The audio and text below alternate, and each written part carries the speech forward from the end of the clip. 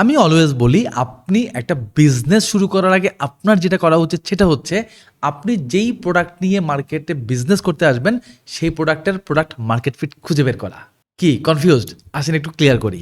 ধরেন আপনি এমন একটা অ্যাপস বানাইছেন যে অ্যাপসটার কাজ হচ্ছে একটা মানুষের হ্যাবিটকে প্রতিদিন ট্র্যাক করা এবং ট্র্যাক করার পর সেই মানুষের গুড হ্যাবিট বা ব্যাড হ্যাবিটগুলোকে এক্সপ্লেন করে ব্যাড হ্যাবিটগুলোকে কীভাবে দূর করা যায় সেটার জন্য তাকে হেল্প করা।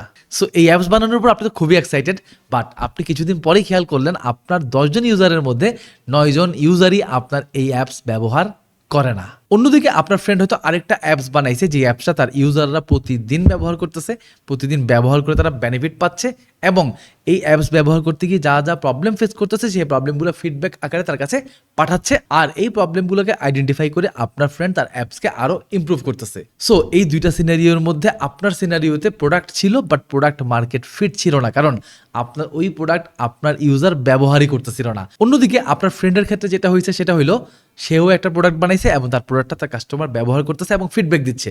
সো এখানে সে খুঁজে পাইছে প্রোডাক্ট মার্কেট ফিট।